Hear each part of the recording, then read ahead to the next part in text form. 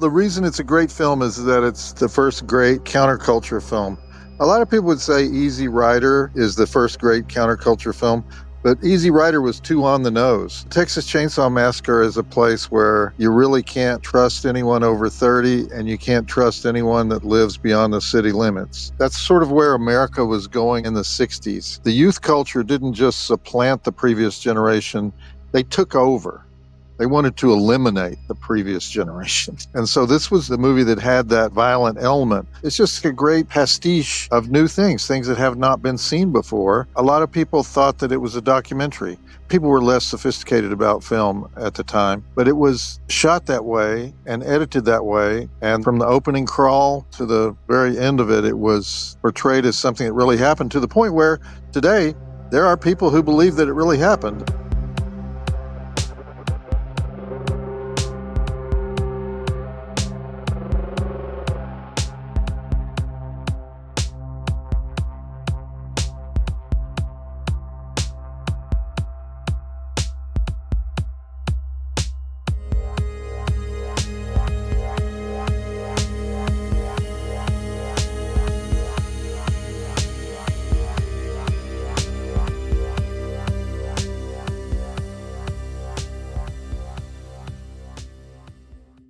I was so delighted to read about this portrait of the career of someone who just wanted to be making all the time, and to see all of these different kind of perspectives on a filmmaker who's both kind of sort of too famous and not famous enough. And so I really appreciate the work that the book did, and that it's part of a bigger culture of interest in Tobe Hooper's work as well, and the work that horror can do. There's this pure cinematic charge to Tobe Hooper's body of work. He loved the idea of cinema being something like music, something that can take you out of your body, something immersive and transportive. And I think that's what Tobe Hooper's films, when they're at their heights, actually do. It's the kind of indelible images and soundscapes of his movies that stick around. I'll never unsee those kind of foggy, dreamlike, gel-lit scenes from Eaten Alive, for example, or some of those really excessive images from Life Force. Or, of course, the Texas Chainsaw Massacre is just this endlessly immersive nightmare. And I think that's something Tobe Hooper does better than anybody, is translate the kind of language of nightmares to film. I think of his work as a kind of funhouse.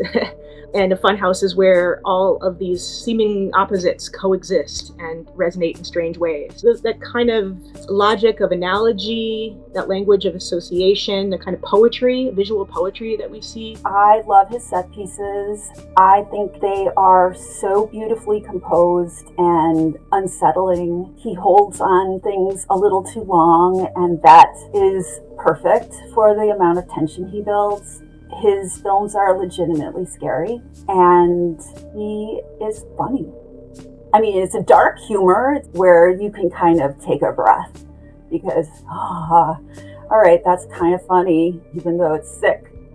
He is the quintessential smiler with a knife. He's a fist in a velvet glove, especially later in his career when he was having to work in modes that didn't necessarily welcome the kind of social commentary that he was interested in including in his movies. Like Orson Welles, he was trapped by his first major film, which people identified him with, and became very stubborn in seeing his other attempts to do different films and television production in his later work. I think a lot of it was misunderstood because he had the impossible standard of the 74 Texas Chainsaw Massacre to follow, and he didn't want to do it. The center of his universe when he first started was Austin, which is sort of the sister city of San Francisco when it comes to the arts. And he was a Texas hippie redneck. You know, he rivaled Dennis Hopper for the number of times he said the word man when you talk to him. And Hooper, of course, was interested in music. Hooper said, "I love music and I enjoy creating sounds. I got into making music when I was a child, starting with the spoons and the koto before moving on to the piano." And the koto, just by way of trivia, is a 13-string Japanese zither. I find that Hooper is a kind of invisible force in what we might call young adult horror cinema. There's a whole group of directors, including Joe Dante, Tom Holland, and others who are tied into this perspective and life of youth in a pretty troubled America. If there is development for youth in these films, it leaves them and us in this kind of moment of entropy where there's really no way out of it. Hooper is obsessed with this kind of idea of an America that's constantly in crisis. And it's constantly in crisis because of our refusal to accept our own history and to acknowledge the debt we owe to the others that we have stolen land from, whose livelihood we've taken away, whose culture and memory we've paved over, quite literally. Hooper was never really interested, it seems, in making a film that anybody could just say, I know exactly what I'll be getting with that. And I think that's what makes his filmography so remarkable and so rewarding to revisit. Because you look at any of them from any of these decades, and he's dipping in and out of various subgenres or themes, different styles. He isn't simply trying to make the same kind of film each time. Outsider films or unloved films or discarded films that are sort of about discard, right? About what we discard. They are sort of abject films in Hooper's catalog that are themselves, I think, about abjection. We live in a nation that prides itself on this constant sense of progress, always moving towards some kind of utopian promise, but there's always a sense of accompanying move towards a nightmare. And I think Hooper was excellent at seeing the ways that beneath American rooftops, we sometimes have this idealized sense, but more often than not, we have a nightmare waiting to come forward. There always seems to be a sense of obsolescence in these characters, lost and no longer useful, and reacting to that shift in violent ways. You look at the family in Texas Chainsaw Massacre, the factory is closed down. There is no useful purpose for them anymore, and eventually they turn to insularity and cannibalism. Or you look at the eye segment in Body Bags. The main character, Brent, can no longer play professional baseball. He becomes stifled by domestication, caged in by the baby crib that he's building for his pregnant wife. You know, all of these examples, Texas Chainsaw 2, Chop Top is this sort of parody of free love hippie rhetoric and the sort of shell-shocked damage of Vietnam. Leatherface becomes a arrested adolescent boy attempting to express himself sexually in unwholesome ways. The obsolete doesn't just disappear, right? It resurfaces, or, it can still be stumbled upon. On the one hand, in Hooper's films overall, it seems like stumbling upon the past is never a good thing. And yet, we stumble upon the past, perhaps because it's unresolved or because it's misunderstood. And so I think we leave things for dead before they're really dead. And when we do that, we create that lack of resolution that causes these things to come back. And I think it makes it an interesting overall allegory for, say, U.S. history generally. We're always kind of seeing the return of the past. We change laws and we create this kind of legal equity, and then we call the task done. And what I think Hooper's films tell us is that you can't just call these things done. You can't just redirect the road. You can't just pass the law. You can't just build over the burial ground. So long as they are not dealt with, these things will continue to come back again and again. A profound sense of disappointment, of disillusionment in his work that feels to me both of the contemporary moment, but also really different than the way that a lot of that disillusionment gets funneled into violence and a complaint. I think there's still somehow weirdly, I want to say, a kind of sweetness at the heart of spontaneous combustion that is negotiated in a really kind of complicated way. And maybe that's part of the brilliance of someone like Brad Dourif as an actor. But I think that there's a demand that Hooper places on the claims of the American dream or the American nightmare, a real insistence on that is different than a lot of the ways that those claims are often made by people who feel like they're the rightful inheritors of the American dream. There's something more generous and more demanding at work in the kind of vision that Hooper has and that he creates. The real despair that comes through that film that's somehow not nostalgic at the same time. And that's an unusual combination. He uses developments in politics and economics in the Reagan era as a springboard to comment on the destructive, rapacious nature of 1980s capitalism and consumerism. Not necessarily anything new for Hooper, but I think he's reaching, or was reaching, an audience with those films that he wasn't with his earlier movies. These three films, Invaders from Mars, Texas Chainsaw Massacre 2, Life Force, they have the patina of mainstream commercial entertainment, but if you scratch the surface just a little bit, you can see that commentary underneath. And there weren't many videos at the time, and so those that were hits were played on high rotation. We know Idol was a fan of the Chainsaw Massacre and wanted Hooper. Dancing with Myself, that could have gone any number of ways, but what Hooper did brings this deep horror aesthetic to it, where the crowd wanting to consume the celebrity, and the celebrity at one level being willing to play that game, and yet as another saying, no, I'm above all of this, which is quite fun. I was really interested in seeing how Tobe Hooper appropriated aspects of the American Gothic tradition, most particularly what William Burroughs said about America, and of course the old dark house tradition, which Tobe obviously knew quite a lot about in terms of the, what I would say, dysfunctional light from the city on the hill. The home is kind of the space of family, work, and death. That's literalized in a film like Mortuary, but it's also literalized in a film like Texas Chainsaw Massacre, where the home is also an abattoir and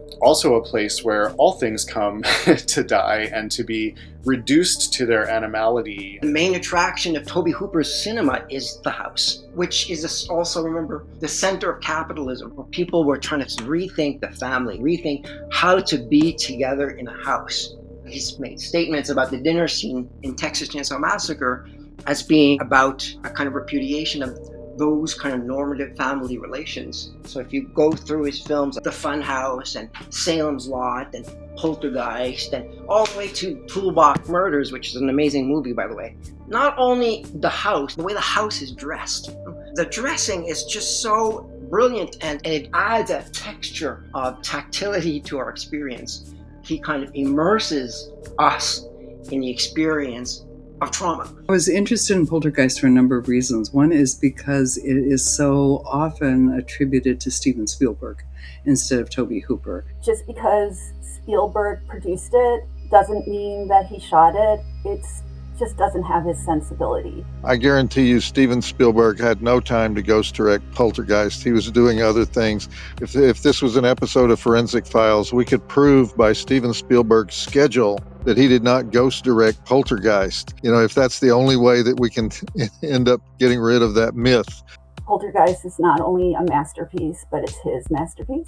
While it's true that it looks a lot like a Spielberg film, I think that that's part of the interest of it, because it lures you in thinking that it's going to be a much safer film than it is.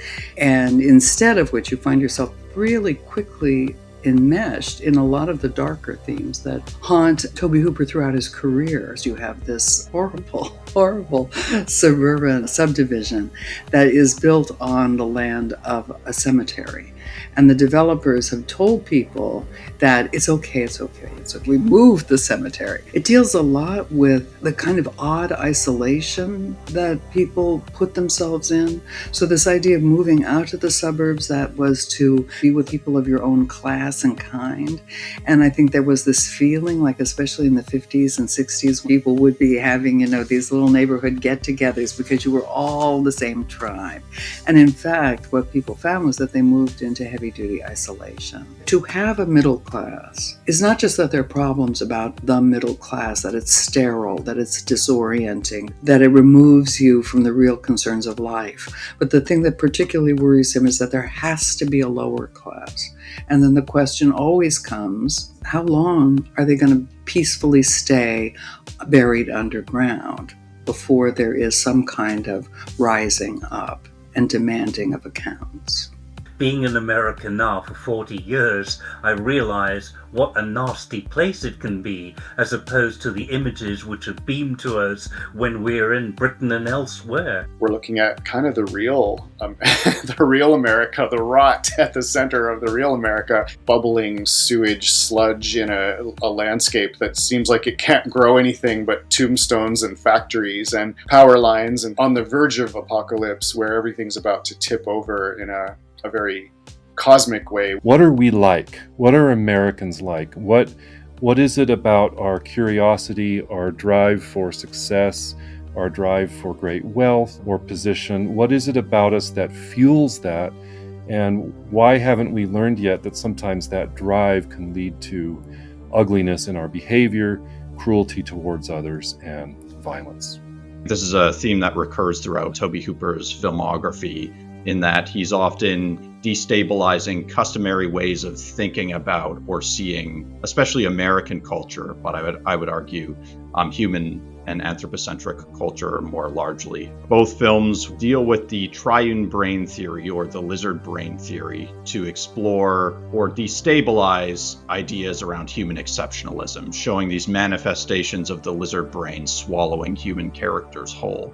He said shortly after this, the making of The Mangler, that in terms of my career, I might have been better off if I was the son of a bitch people expected me to be. And I think that The Mangler is very much filled with that kind of anger and that kind of ferocity. This is in some ways a culmination in Hooper's career that looks at the process of his preceding 20 years in Hollywood, and primarily looks at Hollywood as this machine, might even say the Hollywood industrial complex, as a very complicated and tumultuous entity. That sensibility is something that's not just about horror anymore. It's not just about sort of expressing this through the lens of the genre film. Instead, it's something that is actually, I think, quite personal. We see so much of what was at the heart of his artistry, which is remarkable production design. This laundry machine is this really grotesque, again, dimpled thing that expands across the entire floor of the laundromat and truly, gruesomely consumes several people throughout the film. I think this film has some of the most heinous scenes in all of Hooper's filmography. Toolbox Murders is a underexplored gem.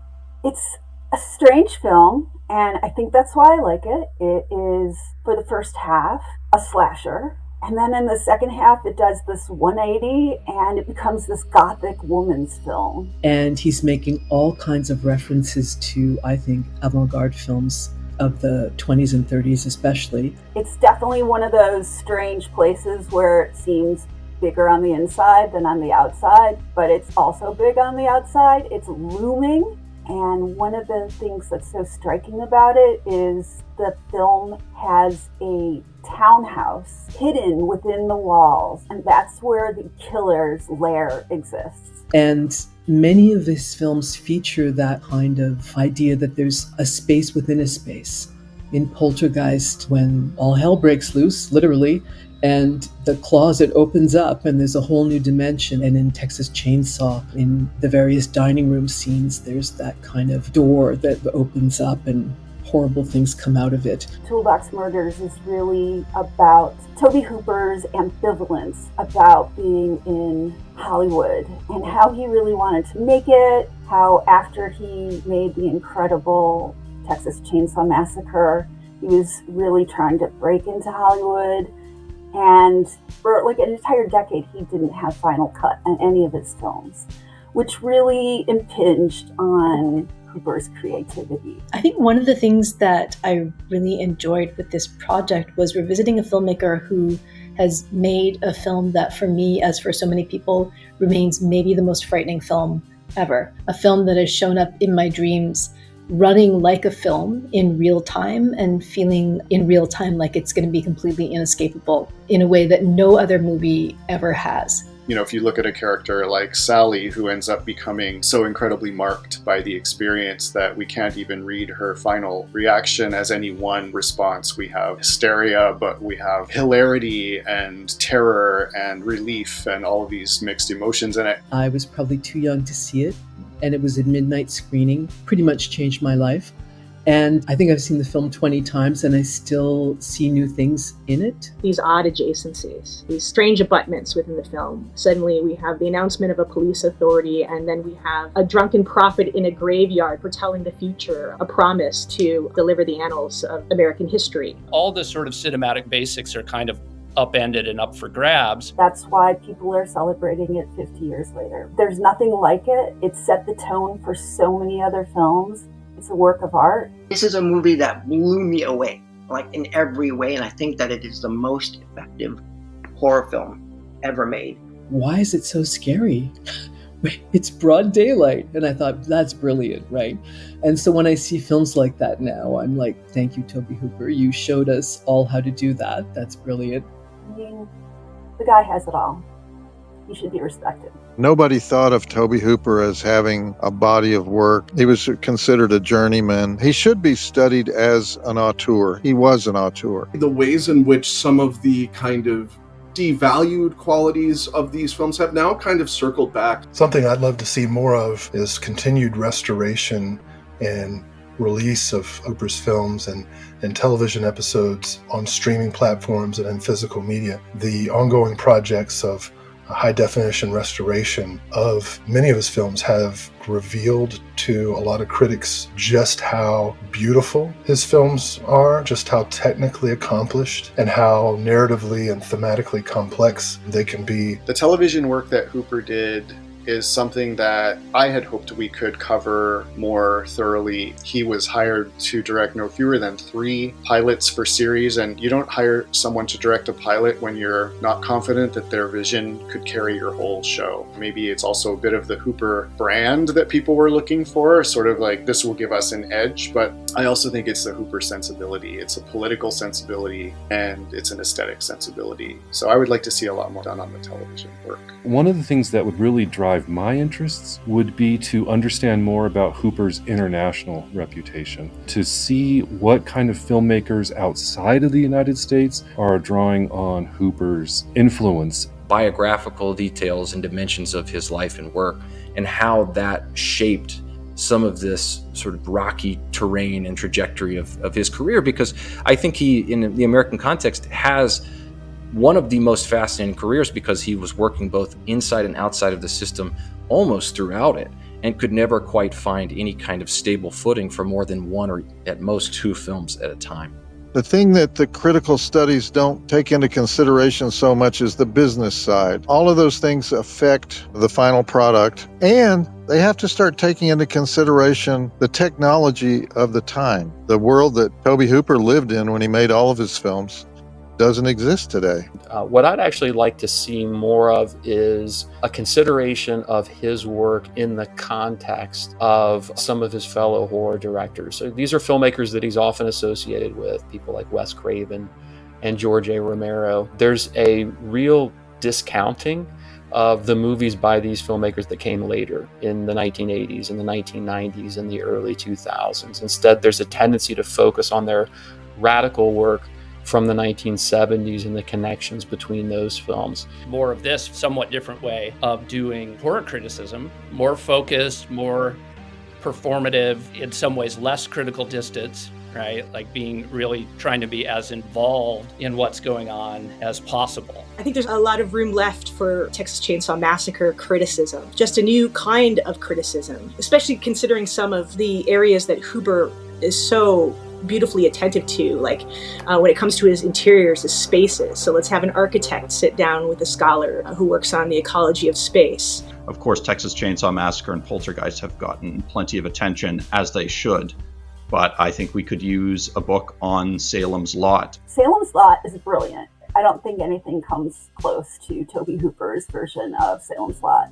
I think we could use a book on the 2000s films, Toolbox Murder and Mortuary, or Gin. The way should be open to look at that last film of Tobe Hooper, get it available, and see what he was trying to do there if we look at it properly, and if we explore, and if we interrogate. I think we could use a book on certainly the Funhouse and his work with Cannon. I'd also love to see an academic biography exploring his background in experimental cinema, his interactions with countercultural movements, and his later work as a fiction writer as well. I'd like to see more people get into Tobe Hooper's novel, which he wrote with Alan Goldshire, Midnight Movie, which is a really interesting early digital media novel that kind of predicted the troll culture that the social media metaverse fostered. There hasn't been the kind of critical attention paid to him that there has been to people like John Carpenter or George Romero, where, you know, their whole work, or at least large parts of their work, are treated seriously and analytically and with care. And like I said, this is the first book to do that, and I'm hoping that it is the first book to do that, and therefore more will be coming.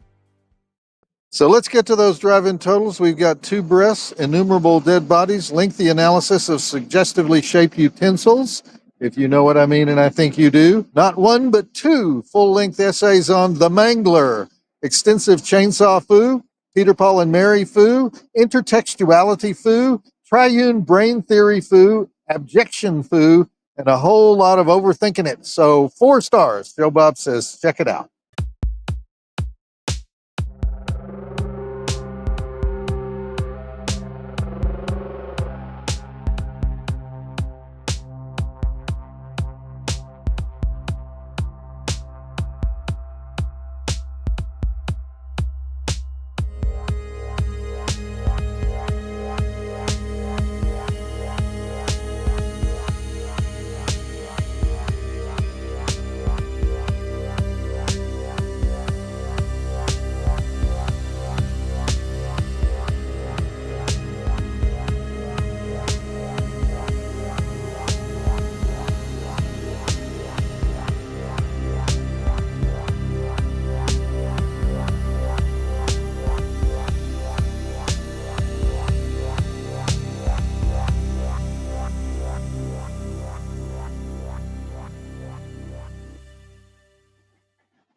What is triune brain theory? That's a new one.